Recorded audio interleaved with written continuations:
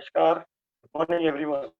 I welcome you all for the ongoing lecture series on overall importance of yoga in our life.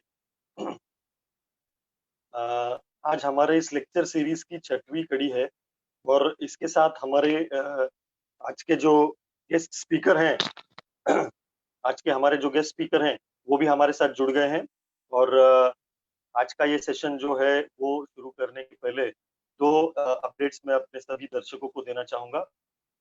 आज से हमारे साथ Bharat college के लगभग 500 लोग मतलब 500 लोग जो स्टाफ है या फिर उनके स्टूडेंट्स है वो भी आज से हमारे साथ जुड़ रहे हैं और वी एट आरोग्य मंदिर really appreciate your participation and we are sure that you will definitely share this with many of your colleagues और आपके जो भी पहचान वाले हैं जान पहचान वाले हैं उनके साथ शेयर करके और हमारे जो स्ट्रेंथ है रही है बहुत ही अच्छी खुशखबरी है।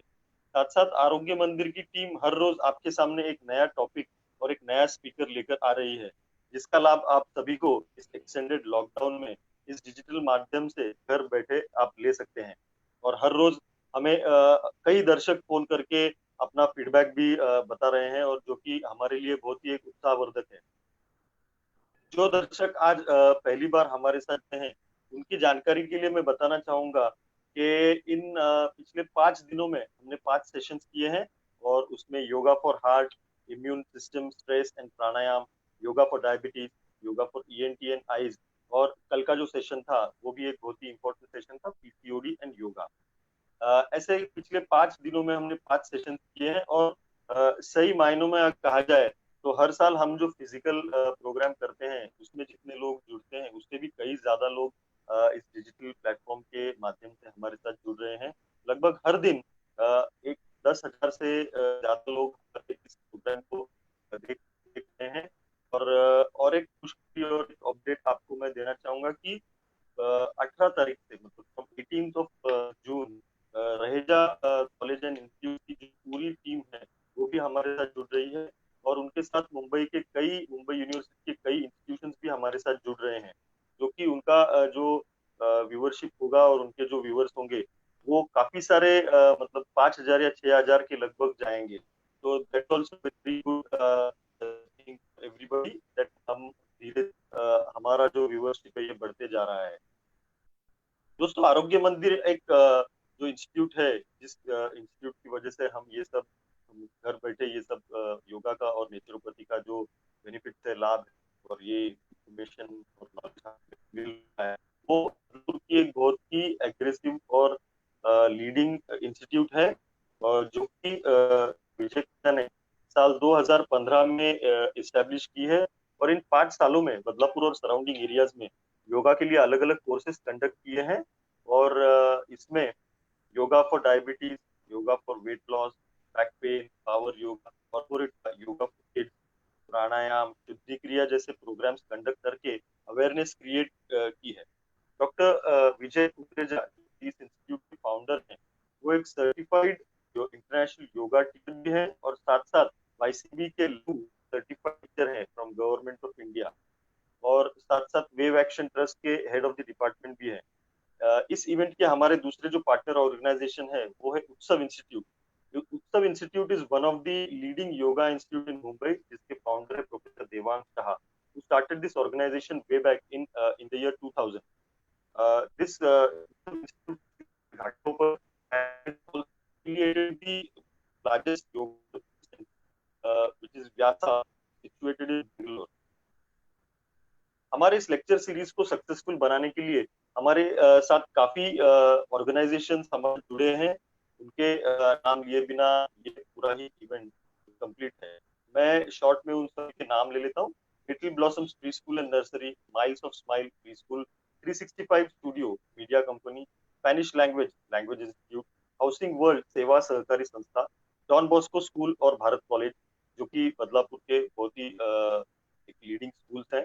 इसके साथ साथ खामकर विद्यालय और Jeevandeep college, society plus housing institute consultant, blossom holidays, S construction, nature view tours and travels, हृदयास kitchen, dream viewer college of hotel management and tourism, Kridangan institute, शेटेज construction, Bundela charitable trust, paw foundation, Saksham foundation, I love my daughter foundation, Suyog Mudran जो कि हमारे साथ पिछले कई सालों से जुड़े हुए हैं और इस पूरे प्रोग्राम का जो डिजिटल मीडिया का डीटीपी का काम करते हैं हमारे लिए। हमारे media partners Maharashtra 10 news, Badlapur के कॉर्पोरेटर श्री संभाजी शिंदे, प्रशांत माधुरी गरुड़, और हमारे जो मार्गदर्शक, प्रमुख मार्गदर्शक है जिनकी प्रेरणा से हम ये प्रोग्राम पिछले 5 साल से करते आ रहे हैं, वो हमारे मार्गदर्शक आमदार किशन कथोरे। और फ्रेंड्स, आज का जो टॉपिक है दैट इज हाइपरटेंशन, और आज के टॉपिक के हमारे जो स्पीकर हैं वो है professor Girish Nehte. Mr. Girish Nehte holds a master's degree in yoga and is also pursuing his research in yoga. He has published research works along with doctors and is a qualified assistant professor. Nehte sir is Ayush Ministry UCI certified level 2 yoga teacher. He is also a visiting faculty at MGM College for yoga in Vashi and Terna Medical College in Nerul, Navi Mumbai. Professor Girish Nehte has completed 2 levels studies in Sanskrit. His academic prowess includes a degree in electronic engineering, a diploma in cyber law, and a postgraduate diploma in teaching yoga. He has around 15 years of experience with him in the IT division and of multinational financial companies. I think it is very creditable that having such a background, he is into yoga and he has decided to further pursue and spread his knowledge of yoga, and especially in the field of hypertension to the world. Let's welcome Professor Girish Nehte. Sir, I request you to start your presentation.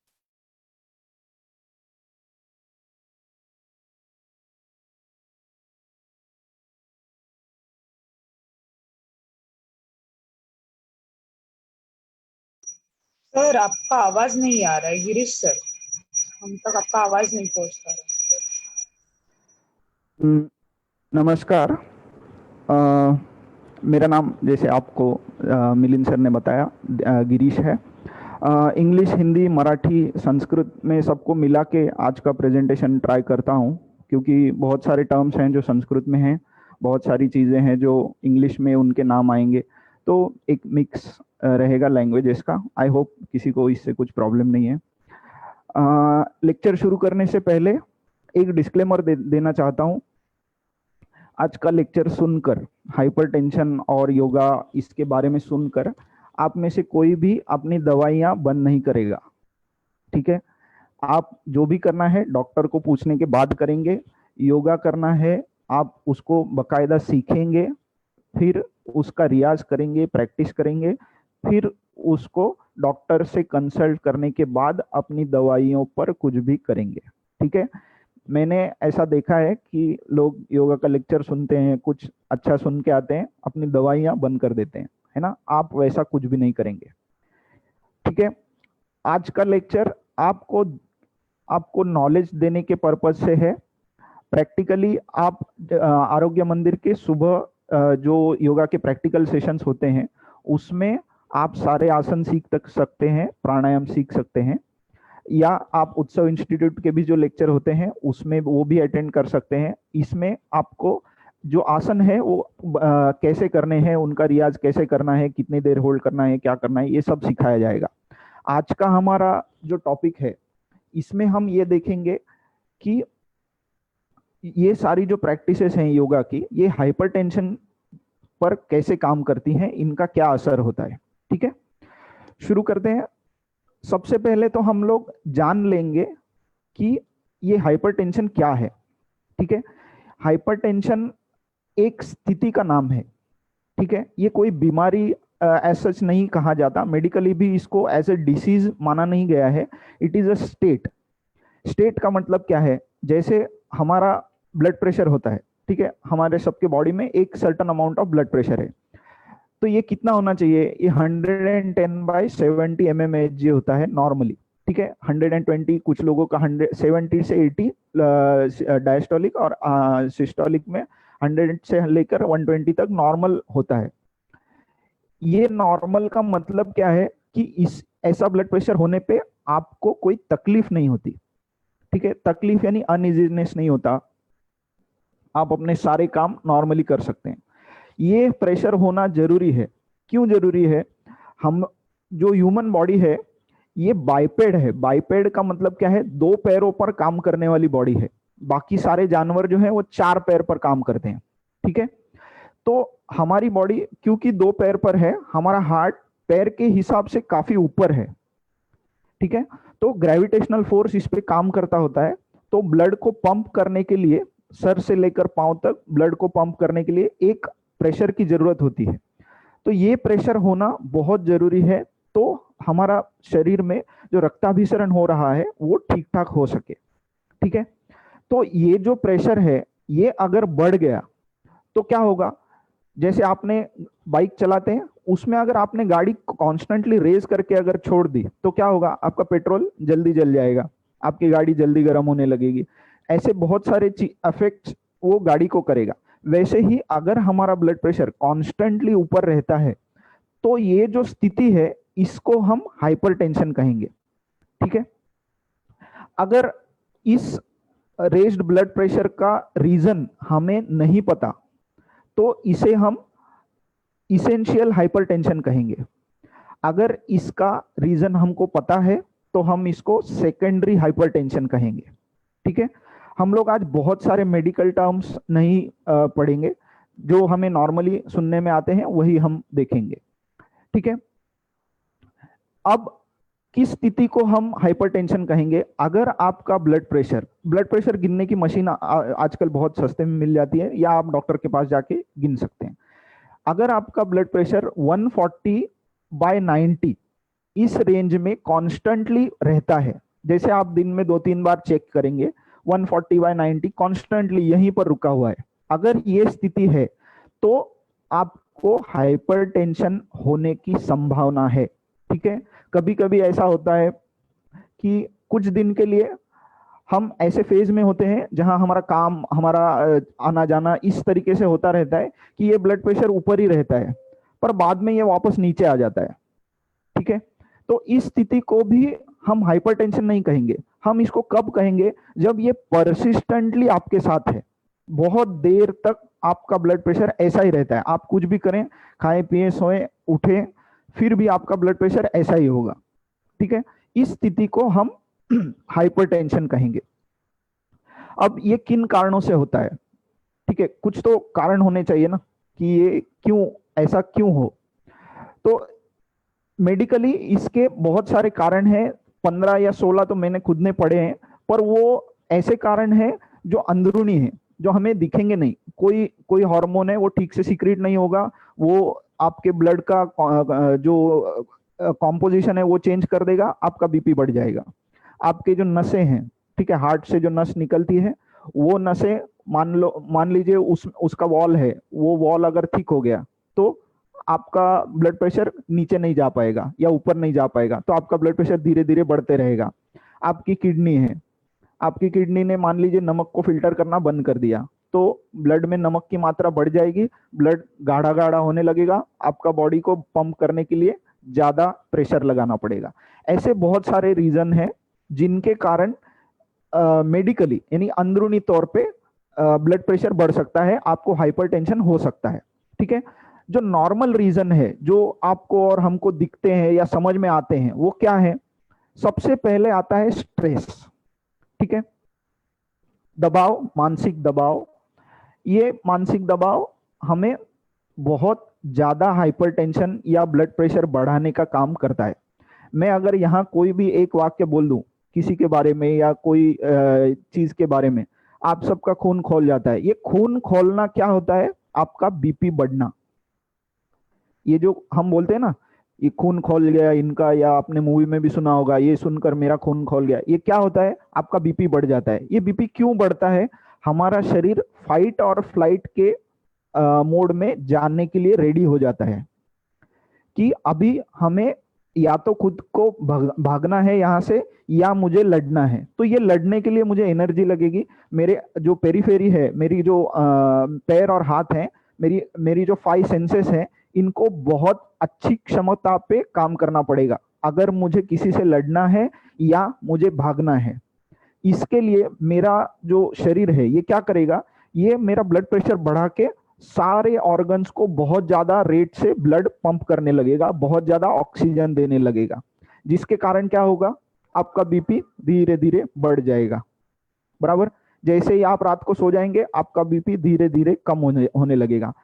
ठीक है, rest and digest state जो होती है उसमें हमारा BP कम होने लगता है। ठीक है, ऐसे ही ये जो स्ट्रेस है ये बैठे बिठाए बिना कुछ किए आ जाता है। आपने किसी का भाषण सुन लिया, आपका स्ट्रेस बढ़ गया, बिना काम, कुछ उसका रीजन नहीं है। ठीक है, आपने कुछ सुना, किसी ने, आपने कुछ पढ़ लिया, अरे ये दुनिया में क्या हो रहा है, आपका बीपी बढ़ गया। ठीक है, आपके पड़ोस में झगड़ा चल रहा है, सुनते सुनते आपका बीपी बढ़ गया। ठीक है, ये जो चीजें हैं ये क्यों होती हैं, स्ट्रेस के कारण। हम उस चीज का स्ट्रेस अपने दिमाग में ले लेते हैं, जिसके कारण बीपी बढ़ना शुरू हो जाता है। ये कांस्टेंट रहे तो आपको हाइपरटेंशन हो जाता है। ठीक है, इसके बाद फिजिकल एक्सरसाइजेस का अभाव। इसका मतलब क्या है, हमारी लाइफस्टाइल बिल्कुल सीडेंटरी है। जैसे लॉकडाउन में अभी आप देख रहे हैं, आप में से बहुत लोगों का वजन 1-1.5 किलो तो ऐसे ही बढ़ गया होगा। बराबर, अब सब लोग ने खाना खाया है, एक्सरसाइज उस मात्रा में कम हो रही है, तो इसके कारण क्या हो रहा है, आपका जो ये लैक ऑफ फिजिकल एक्सरसाइज है, मान लीजिए ये आपका 2 साल 3 साल या 5 साल से चलते आ रहा है, तो क्या होगा, आपके बॉडी को जो एक्सरसाइज होने का जो काम है वो बंद होने के कारण आपका फैट लेवल बढ़ जाएगा। जो बॉडी में इसेंशियल मात्रा में फैट होना चाहिए वो न रह के वो बढ़ जाएगा। आपका बीपी धीरे धीरे धीरे बढ़ना शुरू हो जाएगा बिना कुछ किए। बराबर, इसके बाद वजन, हमारा जो शरीर है उसका वजन एक सीमित मात्रा में शरीर को जितना आवश्यक है उतना होना चाहिए। ये अगर बढ़ गया तो क्या होगा, हर एक अवयव का वजन बढ़ने से उस अवयव को लगने वाला खून, उस अवयव को जिस मात्रा में खून लगता है वो, ये सब बढ़ जाएगा। फैट जमा होने के कारण वो अवयव थोड़े से दब जाएंगे। बराबर, जिसके कारण वहां खून भेजना थोड़ा मुश्किल हो जाएगा, तो आपका बीपी बढ़ जाएगा। उसके बाद हमारी खाना खाने की आदतें। अभी लॉकडाउन के दौरान आपने देखा होगा कि हम पूरा टाइम घर पे रह के भी टाइम पर खाना नहीं खा सकते।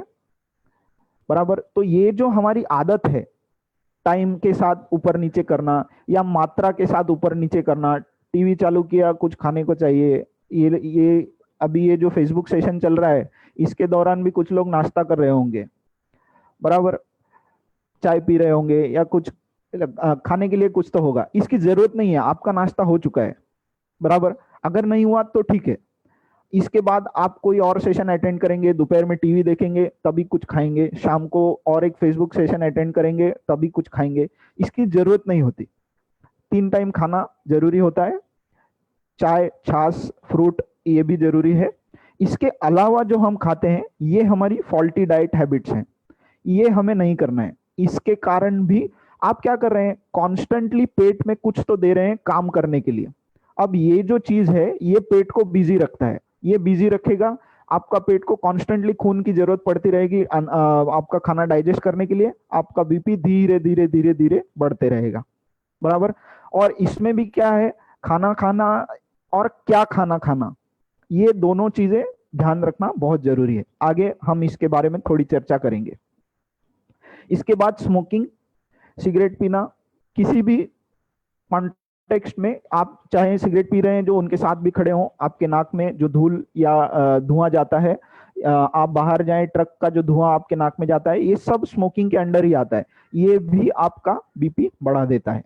ठीक है, आपने देखा होगा सिगरेट पीकर अगर आप सीढ़ी चढ़ते हैं, पूरा ग्राउंड फ्लोर से लेकर चौथे माले तक अगर आप चढ़ के जाएंगे तो आपको समझ में आएगा कि बिना सिगरेट पिए हुए अगर आप चढ़ते हैं तो आपको जो सांस फूलना है वो नहीं होता। अगर आपने सिगरेट पी के आप चढ़े तो आपका सांस फूल जाएगा। ठीक है, ये टेस्ट करने के लिए सिगरेट पी के मत देखिएगा, मैंने एग्जाम्पल के तौर पे बताया, ऐसा होता है, ये मेडिकली भी प्रूवन है। और एक चीज होती है आपकी किडनी में कुछ प्रॉब्लम होना। बराबर, आपका टॉयलेट अगर बराबर नहीं आता है, ठीक है, टॉयलेट नॉर्मली आपका ट्रांसपेरेंट कलर का होना चाहिए, अगर आपका टॉयलेट पीले कलर का आता है या झाग वाला आता है तो आपके किडनी में कुछ तो प्रॉब्लम है, आपको डॉक्टर के पास जाना चाहिए। ये किडनी का प्रॉब्लम होना खून से क्यों रिलेटेड है? अगर आपका किडनी ने जो जो साफ करना चाहिए खून में से वो साफ नहीं किया, तो वो जो बचा हुआ चीज है वो खून में ही रहता है। वो क्या करेगा? वो खून को गाढ़ा कर देगा। ये गाढ़ा होने के कारण हमारा जो हार्ट है इसको बहुत ज्यादा प्रेशर लगाना पड़ेगा ये खून इधर उधर भेजने के लिए, बराबर। अब ये जो काम है इसमें कॉन्स्टेंटली आपका ब्लड प्रेशर हाई ही होगा। तो हमें ये जो 5-6 कॉजेस हैं, ये कारण है जो आपको हाइपरटेंशन दिलाते हैं, ठीक है। इसी के आगे हम लोग देखते हैं, अभी हमको पता कैसे चलेगा कि हमें हाइपरटेंशन है या हमारा बीपी ज्यादा है या नहीं है, ये पता कैसे चलेगा, बराबर। सबसे आसान तरीका, जब भी आपका बीपी हाई हो जाएगा, आपका जो सांस लेने और छोड़ने का जो रेट है वो चेंज हो जाएगा, इसकी मात्रा बदल जाएगी, ठीक है। एक तो आप इस पर ध्यान रख सकते हैं। दूसरा, आपका सर दर्द होने लगता है, ठीक है। अगर आपका बीपी थोड़ा बढ़ जाएगा जरूरत से ज्यादा, मान लीजिए आपका सिस्टोलिक 140 हो गया, तो आपका सर दर्द होने लगता है। या और एक चीज होती है, आपको ये जो पूरा अपर पार्ट है यहाँ बहुत ऐसा जकड़ा हुआ फीलिंग आता है, जैसे एक भारीपन महसूस होता है, सांस लेने में बहुत तकलीफ होती है, ठीक है। जो लोग ने साइकिल चलाया होगा, अगर आपका चेन बराबर नहीं है तो साइकिल आपको हेवी लगने लगता है। जैसे ढलान आती है, हम चढ़ते हैं तो साइकिल बहुत जोर लगाना पड़ता है साइकिल को पहिए घुमाने में, वैसा ही सेम फीलिंग आपको ब्रीदिंग करते टाइम आता है, बहुत मेहनत लगती है सांस लेने में छोड़ने में। ये जो सिम्टम्स है ये दर्शाते हैं कि आपको अभी आपका बीपी हाई हो गया है, ठीक है। उसके बाद और भी कुछ चीजें हैं, जैसे पसीना आना, आपके माथे में बिना काम आप पंखे के नीचे बैठे हैं फिर भी बहुत पसीना आने लगेगा, ये क्या दर्शाता है? आपका बीपी थोड़ा शूट हो गया है। उसके बाद आपको रेस्टलेसनेस होने लगती है, बिल्कुल एक यानी आप कह लीजिए कि आपको बिल्कुल अच्छा नहीं लगता, दिन सब कुछ आपका बाजू का आपका एनवायरनमेंट सब बराबर होगा, फिर भी आपको एक रेस्टलेसनेस फील होता रहेगा कि ये आज ठीक नहीं लग रहा है। ये जो फीलिंग है ये बीपी बढ़ने के कारण आती है, ठीक है। तो ऐसे कुछ सिम्टम्स हैं। और इसके आगे अगर मान लीजिए ये सब सिम्टम्स आपने इग्नोर कर दिए, आपको नहीं समझ में आ रहा, आप डॉक्टर के पास भी नहीं गए, तो क्या होगा? ये कांस्टेंट अगर आपका बीपी हाई होता है, इसके कारण आपका कोई अवयव जो है बॉडी में, कोई अवयव खराब हो जाएगा, ठीक है। जैसे आपको पैरालिसिस का अटैक आ जाएगा, या आपका ये जो जॉ है ये ऐसे ऐसे घूम जाता है। अगर आपका बीपी एकदम सडनली शूट हो गया तो आपका जॉ घूम हो, ये क्या है? पैरालिसिस का अटैक का पहला स्टेज में होता है। फिर आपकी आंखें इधर उधर हो जाती हैं, बराबर। तो ऐसे कुछ चीजें हैं। ये क्या है? बेसिकली ब्लड प्रेशर हाई होने के कारण आपका बॉडी में फिजिकल लेवल पे कुछ इम्पैक्ट हो रहा है। ये जो इम्पैक्ट है ये तो 100% आपको बता देगा कि आपका ब्लड प्रेशर बढ़ा हुआ है, आपको डॉक्टर के पास जाना चाहिए, हाइपरटेंशन शुरू हो गया है, ठीक है। अभी ये बीमारी के साथ हमें क्यों डील करना चाहिए, हम ऐसे क्यों नहीं छोड़ सकते? पहले ऐसा देखा जाता था कि हाइपरटेंशन नहीं होता था बहुत उम्र होने तक, जैसे 40-50 के ऊपर ही लोगों को हाइपरटेंशन देखा जाता था। अभी के टाइम में 12 साल के रेंज से लेकर 80-90 साल तक लोगों में हाइपरटेंशन देखा गया है।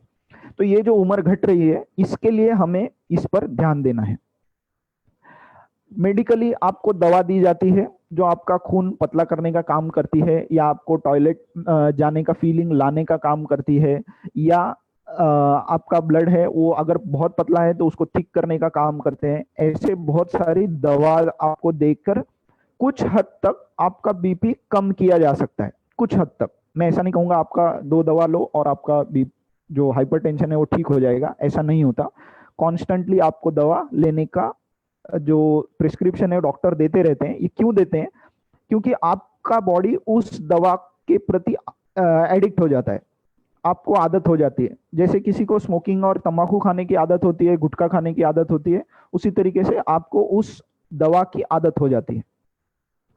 अब ऐसा नहीं है कि हम इसको ठीक नहीं कर सकते, हम इसको ठीक कर सकते हैं। इसको अगर आपने बराबर टाइम दिया तो ये बीमारी ठीक हो सकती है, आपका बीपी नॉर्मल आ सकता है, आपकी दवाइयाँ बंद हो सकती हैं। पर इसके लिए आपको डॉक्टर से कंसल्ट करके ही ये सारी चीज करना है, ठीक है। आप डायरेक्ट खुद से नहीं करेंगे। इसका रीजन क्या है? जब आपका बीपी शूट हो जाता है, आपका बीपी मान लीजिए बढ़ गया, आप ट्रेन में जा रहे हैं, आपका बीपी शूट हो गया, आप बेहोश हो गए, तो प्रॉब्लम कहाँ आएगा? आप जो बेहोश होके गिर जाएंगे, उस गिरने में जो आपको इंजरी होगी, वो इंजरी आपको बहुत घातक हो सकती है। इसके लिए आपका बीपी के प्रति जो अवेयरनेस है वो हमेशा होना चाहिए कि मेरा बीपी कैसा है। जैसे ही आपको लगे, आपने सबने मेरे ख्याल से मुन्ना भाई एमबीबीएस पिक्चर देखा होगा, उसमें जो प्रिंसिपल होते हैं डॉक्टर अस्थाना, वो हमेशा हंसते रहते हैं। आपने देखा है, जानबूझकर हंसते हैं। वो क्या करते हैं, उनको जैसे ही महसूस होता है मुझे स्ट्रेस आ रहा है या मुझे मेरा बीपी बढ़ रहा है, तो वो हंसने लगते हैं। उससे क्या होता है, उनका बीपी लो हो जाता है।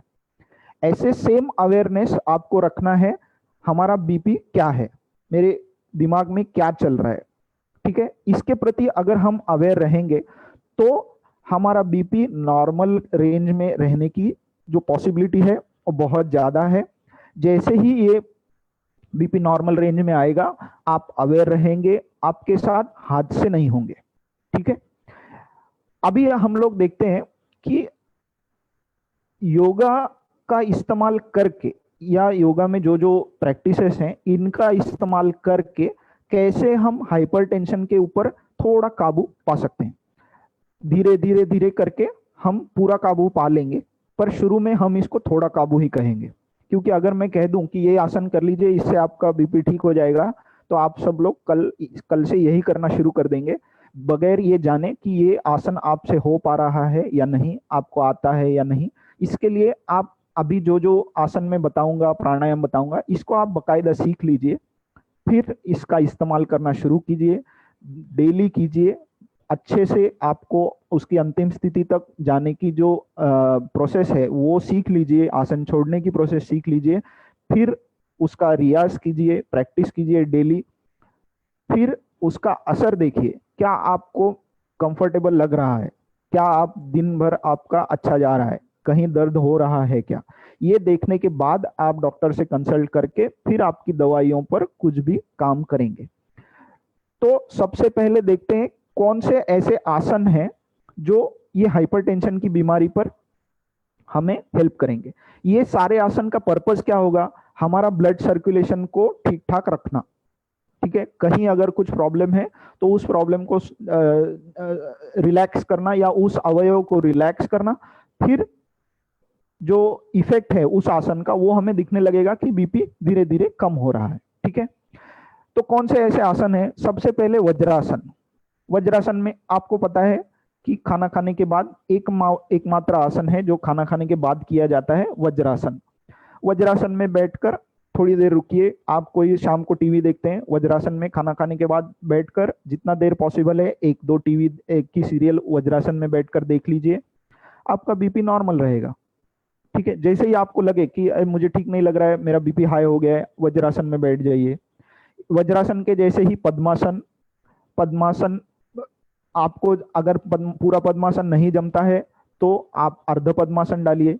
आज राइट लेग से डालिए, कल लेफ्ट लेग से डालिए, धीरे धीरे करके दोनों पैरों से आपको पॉसिबल हो जाएगा। ये सब दोनों आसनों में क्या होता है, बेसिकली आपके अपर बॉडी के स्ट्रेट होने के कारण और पेट वाला जो पार्ट है, एब्डोमिनल पार्ट रिलैक्स होने के कारण आपका रक्ताभिसरण ठीक ठाक होने लगता है, जिसके कारण आपका ब्लड प्रेशर थोड़ा कम हो जाता है। इसी के जैसे गोमुखासन, अर्धमत्स्यासन, वक्रासन, मकर आसन, ठीक है। ये आसन क्या है? ट्विस्टिंग पोजेस है। तो कहीं अगर कुछ अटक गया होगा वो ट्विस्ट करके हम सुधार लेंगे, ब्लड फ्लो ठीक ठाक होने लगेगा। इसी के बाद अर्धशलभासन, पवन मुक्तासन, वृक्षासन, ताड़ासन, ठीक है। ये सारे आसन क्या है? बेसिकली आपका पूरा बॉडी पैर से लेकर सर तक आपको ऐसी स्थिति में रखना है जिसमें आपका ब्लड प्रेशर, ब्लड फ्लो को कोई दिक्कत ना आए, ठीक है। शलभासन में आपके पैर ऊपर होते हैं, आपका हार्ट थोड़ा रिलैक्स हो जाता है।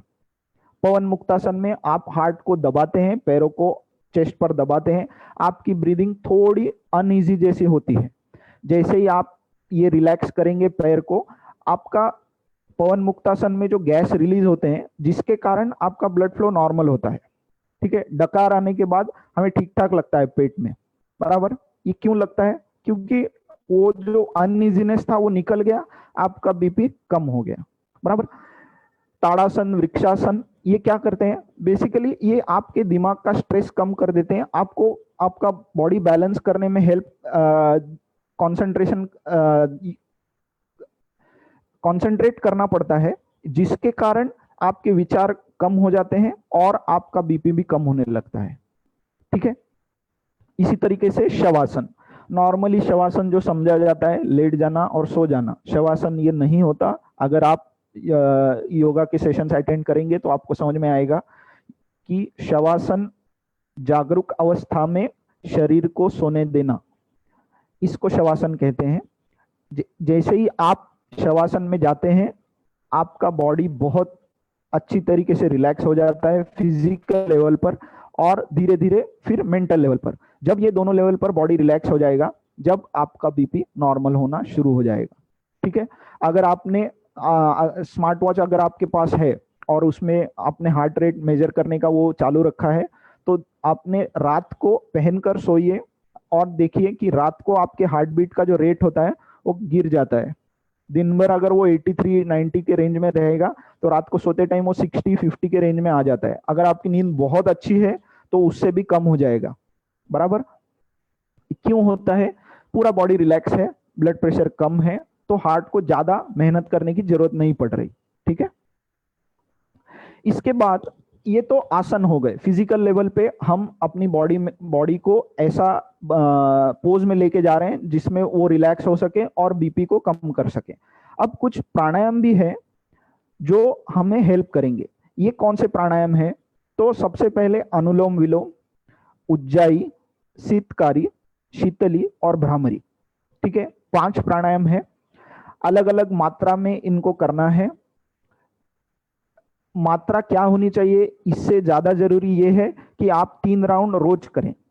ठीक है, फिर धीरे धीरे जैसे ही आपको लगे कि अनुलोम विलोम मुझे ज्यादा करने का समय है, आप इसको ज्यादा टाइम कीजिए। ये क्या करते हैं बेसिकली, जैसे ही हमारा बीपी बढ़ता है, हार्ट का बीट बढ़ने लगता है, हमें इनहेलेशन एक्सहेलेशन ज्यादा करने की आवश्यकता होती है।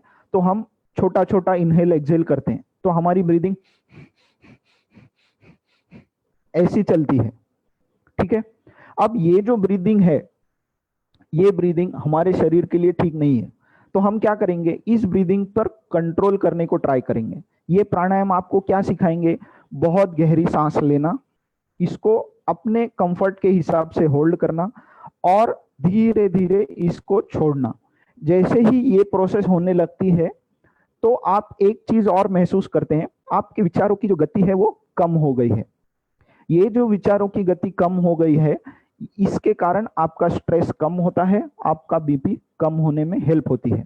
अगर आपने ये प्रैक्टिस रोज शुरू रखी, रोज आप करते गए, एक दिन आएगा जब आपको ये चीज पता चलती है कि मुझे दवाइयों की जरूरत नहीं है, मेरा ब्लड प्रेशर नॉर्मल ही है, कोई भी परिस्थिति में मेरा ब्लड प्रेशर शूट नहीं हो रहा है। हाँ, आप भाग के कहीं गए, आप रनिंग के लिए गए, तब आपका बीपी बढ़ेगा, वो नॉर्मल है। ठीक है, बिना कुछ किए अगर आपका बीपी बढ़ रहा है वो प्रॉब्लमेटिक है। ठीक है, अब इसमें आप एक बात का ध्यान रखेंगे, आप इसमें भस्त्रिका प्राणायाम नहीं करेंगे। ठीक है, भस्त्रिका प्राणायाम आप नहीं करेंगे। कपालभाति आप कर सकते हैं माइल्ड, जैसे बहुत जोर से स्ट्रोक देने से आपका बीपी बढ़ सकता है, तो आप एकदम माइल्ड स्ट्रोक देंगे, ये नेसल ट्रैक क्लीन रखने का काम करेगा, तो आपको बाकी प्राणायाम में इसकी मदद होगी। ठीक है, इसके बाद और एक चीज है ओमकार, प्रणव साधना। ओमकार करना भी बहुत जरूरी है। ओमकार में हमारा जो ध्यान है वो एकाग्र हो जाता है, इधर उधर हमारा ध्यान जो भटकता है वो ना होकर हम एकाग्र हो जाते हैं। इस एकाग्रता में क्या होगा, आपके विचारों की गति कम हो जाएगी, आपका स्ट्रेस लेवल कम हो जाएगा। इसके कारण आपको बीपी मैनेज करने में बहुत मदद होती है। ठीक है, इसके लिए हम ओमकार का जप करना या ध्यान करना क्यों बताते हैं? इसके लिए ये जो ओमकार है ये आप कहीं पे भी कीजिए, कोई भी साउंड लेवल पे कीजिए। जैसे एकदम आप मान लीजिए 4-5 लोगों के बीच में बैठे हैं, धीरे से भी ओमकार का जप कर सकते हैं। ये ओमकार का जप करना बिल्कुल आपके हाथ में है। आप कहीं पे भी जाइए, आप अपनी कार चला रहे हैं, ठीक है, ट्रैफिक में रुके हुए हैं, आप बैठे बैठे एक ओमकार कर सकते हैं। ट्रैफिक का सिग्नल 60 सेकंड का होता है, 30 सेकंड अगर आपका एक ओमकार चलता है तो आपके एक सिग्नल पे 2 ओमकार हो जाते हैं। आपके घर से अगर आपके ऑफिस तक 4 सिग्नल लगते हैं तो आपके 8 ओमकार हो गए, ठीक है। तो ये आप कहीं पे भी कीजिए, इसमें कोई आपको कोई रोकने वाला नहीं है, कोई कुछ बोलेगा नहीं, ठीक है। इसको डेली करना ये जरूरी है। धीरे धीरे आपको समझ में आएगा कि डेली ओमकार करने से मुझे बहुत अच्छा लगता है, बीपी कंट्रोल में रहने में मदद होती है।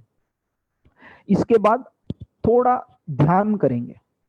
अब ध्यान मेडिटेशन की बात नहीं कर रहा हूं, मैं कंसंट्रेशन की बात कर रहा हूं। हम कंसंट्रेशन करेंगे, त्राटक से कीजिए या एक बिंदु पर फोकस करना वो वाला कीजिए, या आंख बंद करके भ्रू मध्य पे या नासिकाग्र पे फोकस करना, ये कर सकते हैं।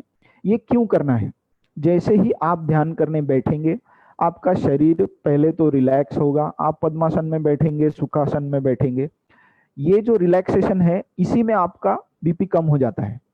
फिर आपको जैसे अगर आप गाइडेड मेडिटेशन करते हैं तो आपको ये चीज ध्यान में रखनी है कि अगले, मान लीजिए आपने 10 मिनट का मेडिटेशन यूट्यूब पे वीडियो लगा के या कोई क्लास में अटेंड करके आपने किया, आपको ये चीज पे ध्यान रखना है कि अगले 10 मिनट तक मुझे कुछ होने नहीं वाला है, मेरा दिमाग में दूसरा ख्याल आने की जरूरत नहीं है। जैसे ही आप ये चीज सोचते हैं वैसे ही आपका बीपी कम होने लगता है, क्योंकि स्ट्रेस लेवल कम हो जाती है, ठीक है।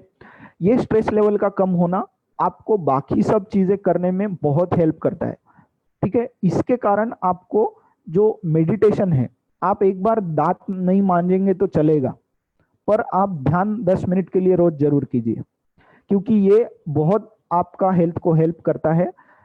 एक आध चीज आपकी दिन में छूट जाए तो चलेगा, पर आप ध्यान को बिल्कुल रोज करेंगे, ठीक है। बकायदा इसको सीखिए, फिर कीजिए।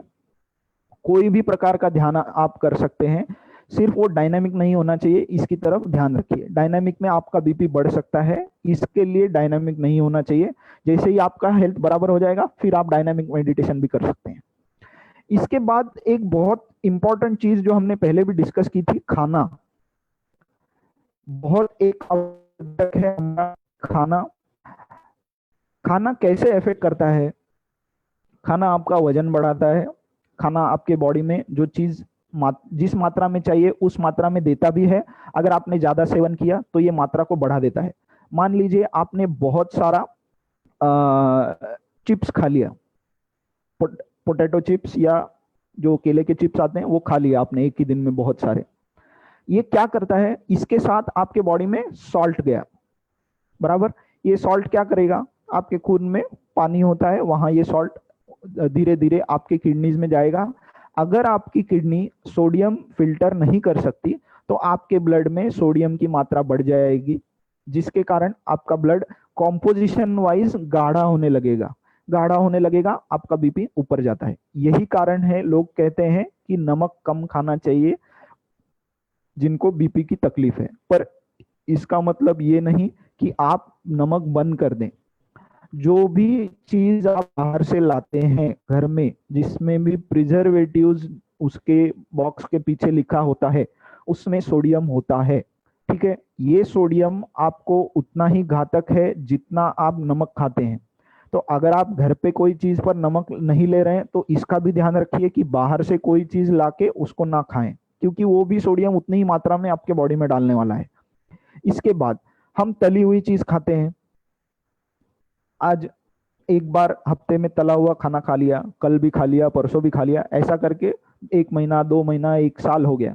अब ये क्या करेगा, आपका बॉडी में फैट लेवल बढ़ा देगा, आपका वजन बढ़ना शुरू हो जाएगा, वैसे ही आपका बीपी भी बढ़ना शुरू हो जाएगा, ठीक है।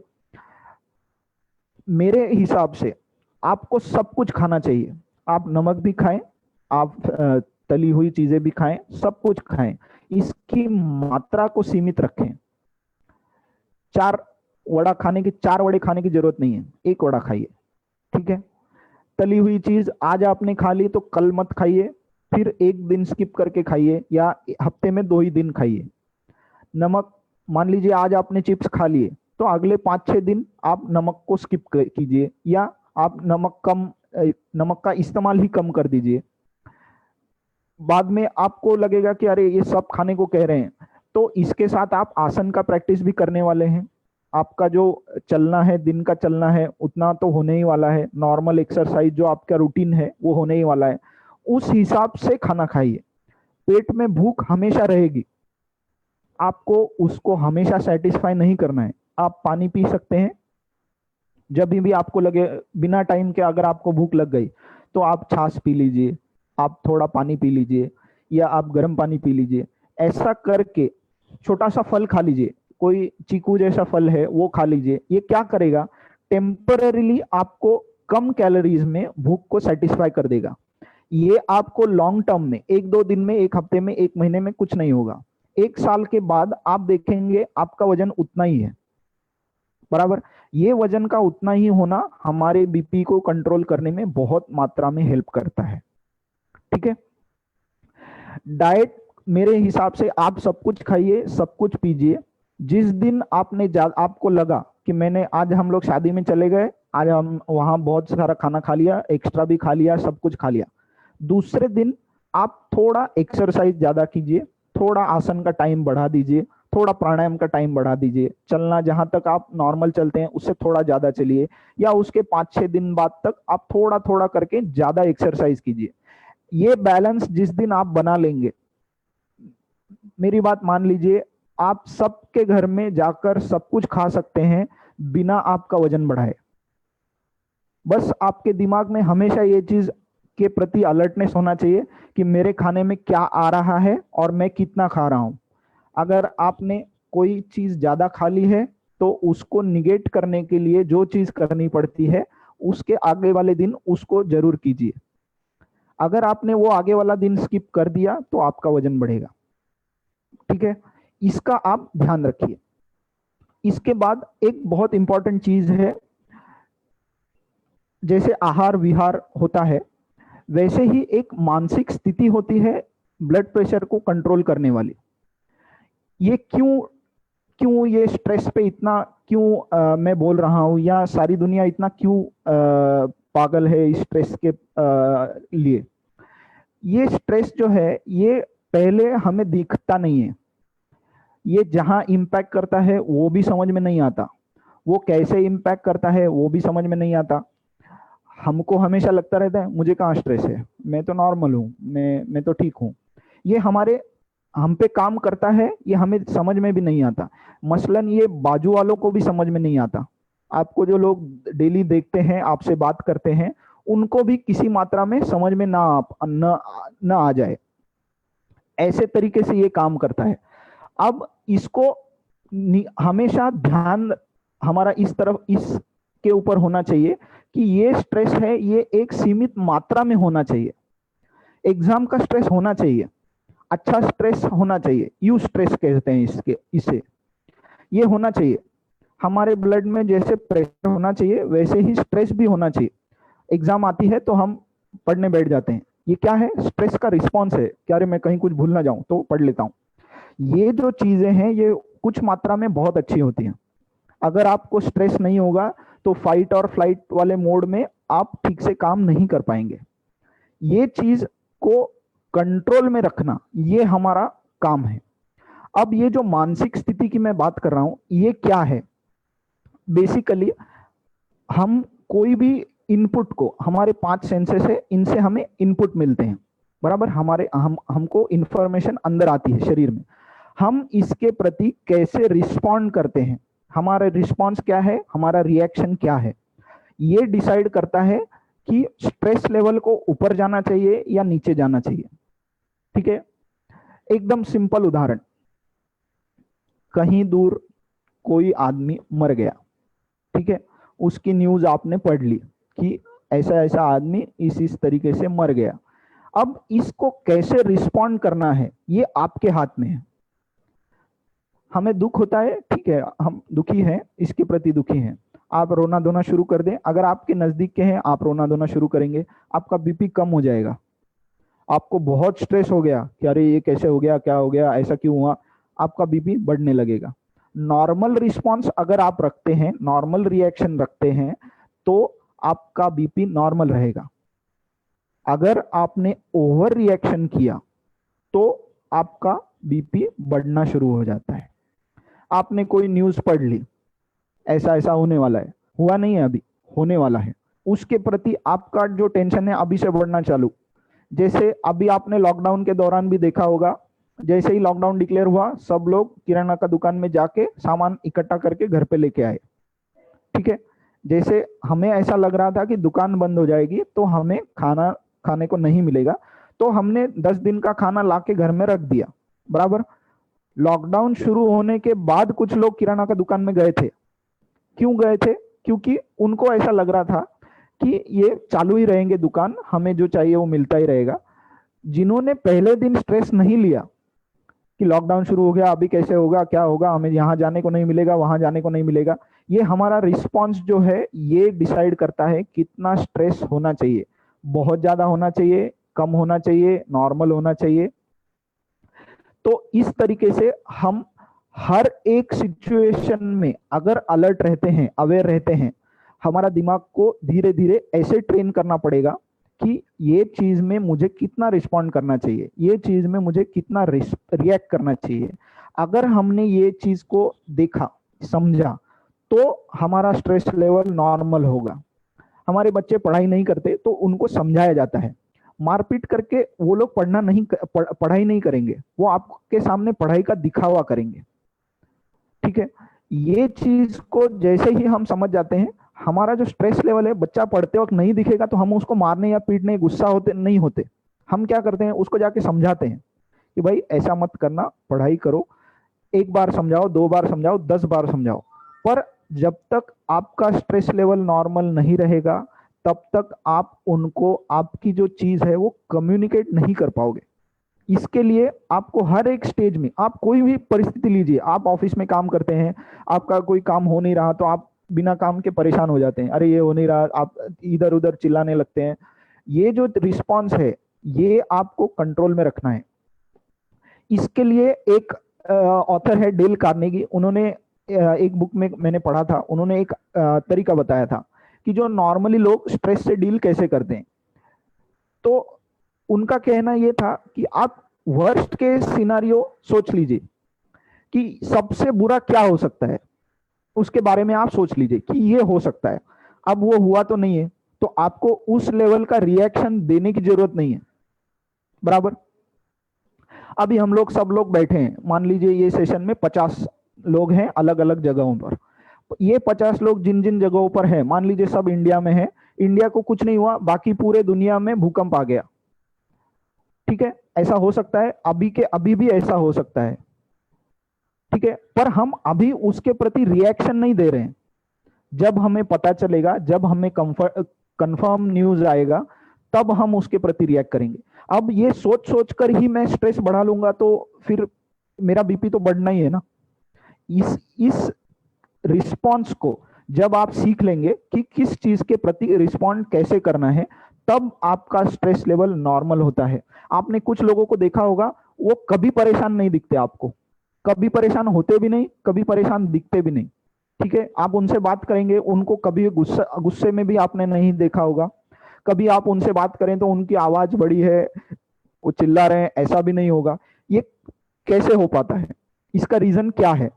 तो इसका रीजन यही है कि वो लोग ये चीज सीख गए हैं कि हर एक सिचुएशन में कैसे रिस्पॉन्ड करना है, कैसे रिएक्ट करना है। ये चीज जब आप समझ जाएंगे, हाइपरटेंशन आपको नहीं आएगा, आपकी बॉडी हाइपरटेंशन में नहीं जाएगी, वो स्टेट में नहीं जाएगी। योगा का इस्तेमाल आप हाइपरटेंशन पर काबू करने के लिए कीजिए और उस पे मात करने के लिए कीजिए। मेरे हिसाब से सबसे पहले आप इसको सीख लीजिए, जो भी ये आसन के नाम, प्राणायाम के नाम मैंने बताए हैं वो सीख लीजिए, बाकी भी सीख लीजिए। सिर्फ इतने ही आसन करेंगे तो आपको पूरा शरीर का ख्याल रखना है, सिर्फ हाइपरटेंशन का ही ख्याल नहीं रखना है, पूरा सीख लीजिए। आपके नजदीक जहाँ पे भी जो भी योगा क्लास है वहाँ जाइए। ये आरोग्य मंदिर के क्लासेस ऑनलाइन होते हैं, उनको अटेंड कीजिए, या उत्सव इंस्टीट्यूट के जो लेक्चर सीरीज चलते रहते हैं उनको अटेंड कीजिए। जैसे ही आप ये रेगुलरली करना शुरू करेंगे, आपको समझ में आ जाएगा कि योगा करने के बाद मुझे बहुत अच्छा लगता है। लोग ऐसा कहते हैं, ये क्यों कहते हैं, क्यों ऐसा मानना जाता है कि योगा का सेशन होने के बाद आदमी को बहुत अच्छा लगने लगता है, ये क्यों होता है, ये आपको समझ में आएगा। जैसे ही ये चीज आपको समझ में आएगी, आपका बीपी का लेवल, आपकी बीमारियों का लेवल कम होते होते आप स्वस्थ रहने लगेंगे। जैसे ही आप स्वस्थ रहेंगे, आपको बीमारियां फिर से होने का जो डर है वो नहीं रहेगा। ठीक है, इसी के साथ हम आज का सेशन यहाँ रोक देते हैं। मिलिंद सर या देवांग सर, आप कुछ कहना चाहेंगे तो, या किसी को कोई सवाल हो तो आप फिर वो पूछ लीजिए। ओके, थैंक यू सर, आपने बहुत अच्छा बताया। अभी सबने सुना कि आप योगा से आप कैसे, मतलब आप सभी ने सुना कि उस पे मात आप किस प्रकार से कर सकते हैं, बराबर है। तो आप जरूर वो चीजें फॉलो कीजिए, और सर ने स्टार्टिंग में ही आपको बताया है तो आपको वो फॉलो करना है कि ऐसे नहीं अभी आपने सुना और जाके अपने मेडिसिन बंद किए, तो वैसे आपको करना नहीं है। पहले आपको प्रॉपर कंसल्टेशन लेना है, चीजें जो है योगा भी जो है वो आपको पहले प्रॉपर सीखना है। तो सर क्वेश्चन एक थोड़ा सा आ रहा है कि एक जन, मतलब उनका क्वेश्चन है कि डायनामिक मेडिटेशन आपने जो बताया उसके बारे में आप थोड़ा कुछ बता सकते हैं तो अच्छा है। डायनामिक मेडिटेशन नहीं करना है, ये मैंने बताया था। डायनामिक मेडिटेशन क्या होता है? मेडिटेशन का मतलब एकाग्र होना है। ये एकाग्र होने के लिए डायनामिक मेडिटेशन बेसिकली ओशो जी की इजाद है। उन्होंने ये प्रिस्क्राइब किया है कि डायनामिक मेडिटेशन करेंगे तो आपका मेडिटेशन का लेवल बहुत अच्छा हो जाता है। डायनामिक मेडिटेशन में बेसिकली शॉर्ट में बताता हूँ, पहले कुछ मिनट के लिए आपको डायनामिक चीजें करनी होती है, जिसमें ब्रीदिंग आपको फास्ट करना होता है।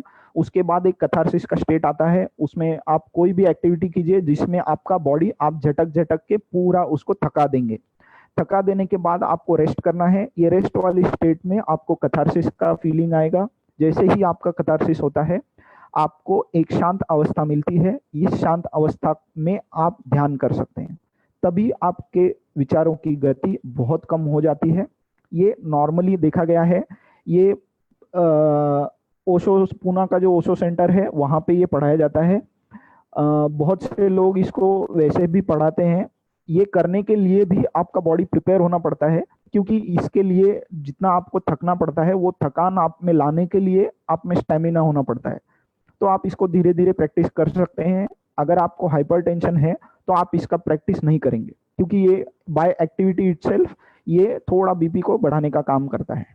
ठीक है, ये नॉर्मल डायनामिक मेडिटेशन है। Okay, thank you so much sir. कोई लोग यहाँ पे पूछ रहे हैं सर का नंबर, तो हम जरूर आप तक सर का नंबर भी पहुंचाएंगे और सर को भी आप कांटेक्ट कर सकते हैं। हाँ, और किसी ने तो पूछा है कि ऑनलाइन योगा क्लासेस आप कर सकते हैं मेंस के लिए, ऐसे स्पेशली ऐसे कुछ नहीं है। आपको जो ज्वाइन करना है ऑनलाइन योगा क्लासेस आप जरूर ज्वाइन कीजिए। सुबह के भी सेशन अभी चालू है, इवनिंग में सेशन चालू है, वो प्रोटोकॉल लिया जा रहा है उसमें आयुष मिनिस्ट्री का। अब जरूर वो अभी रिसेंट में आप वो फॉलो कर सकते हैं। और thank you so much sir कि आपने इतना अच्छा, क्योंकि पता है सभी को ये कोविड का जो सिचुएशन है उसमें हाइपरटेंशन जो है, जो जिनको है उनको डर लग रहा है कि हमें उसकी वजह से वो हो ना जाए, या सब घर में बैठे हैं तो कैसे ये सब मतलब मैनेज करे। तो उसके लिए आपने जो मार्गदर्शन किया उसके लिए आरोग्य मंदिर की तरफ से और उत्सव इंस्टीट्यूट की तरफ से आपका बहुत बहुत धन्यवाद। तो मैं सभी को बताना चाहूंगी कि हम लोग जो है वो अभी कल का जो हमारा सेशन है उसके लिए भी आप सभी जुड़िए। आप सभी यहाँ पे रोज आते हैं, मुझे पता है कुछ जो लोग हैं वो रोज यहाँ पे रहते हैं, ये सब अटेंड करते हैं। तो आप सभी का बहुत बहुत धन्यवाद। कल हम सेम टाइम पे 9 बजे ही मिलेंगे। तो again thank you so much sir, इतना आपने टाइम निकाला आपके शेड्यूल से और हमें दिया, इसके लिए thank you so much. Have a nice day everyone.